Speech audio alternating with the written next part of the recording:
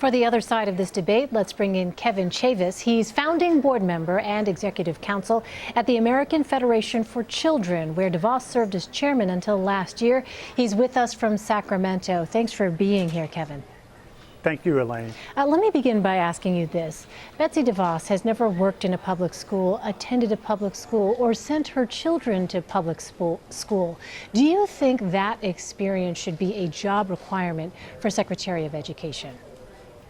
No, just like it shouldn't be a requirement for teachers, because so many of our public school teachers send their kids to private schools and they went to private schools themselves. Look, the most important thing is to make sure that we have a Secretary of Education who's a supporter of education and supporter of parent empowerment. And having worked with Betsy closely for the past 12 to 13 years, I can tell you she cares passionately about our public schools.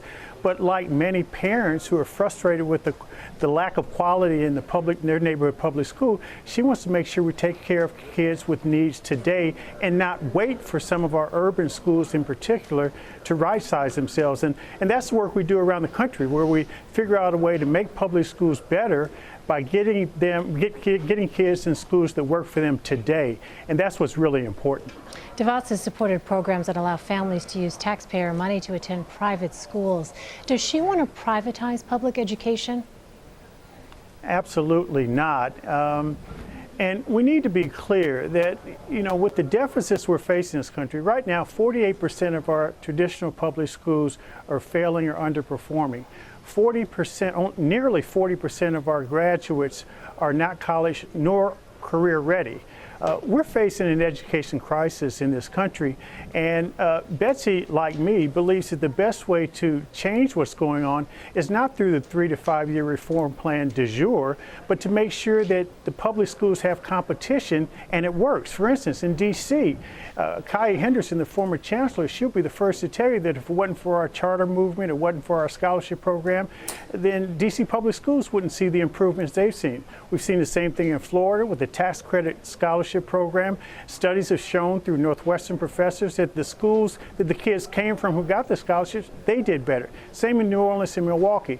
And one other thing, I've heard Randy Weingarten talk a lot about that, and I know Randy well.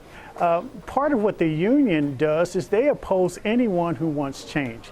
Keep in mind, I was on Obama's Education Policy Committee, and Arne Duncan and John King were both of his education secretaries.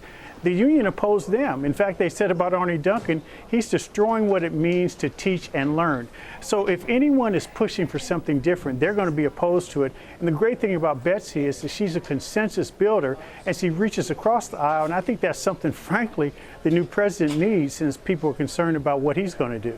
What is the vision that Betsy DeVos has when it comes to public education in America?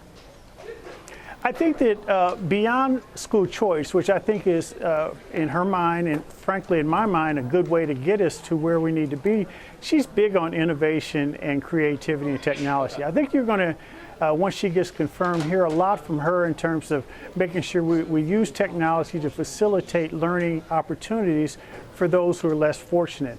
The picture has been painted of her. It's really not been fair, nor has it been accurate.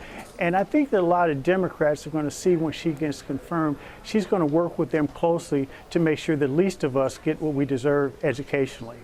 Let me ask you this. Betsy DeVos has donated to a group called Focus on the Family, which calls homosexuality a sin and supports, quote, sexual orientation change efforts, end quote. What is your understanding of her views on homosexuality? I don't know anything about that. I've been reading a lot about some of those kinds of things. I can tell you this, that in the 12 to 13 years that I've known Betsy and her husband Dick, there's been no discussion about imposing their Christian views on schools. In fact, the one thing that she is a stickler for is making sure that parents are empowered with quality choices, particularly when they don't have those with their neighborhood schools. So I haven't heard any discussion about that, nor have I heard her talk about privatizing education or destroying public education.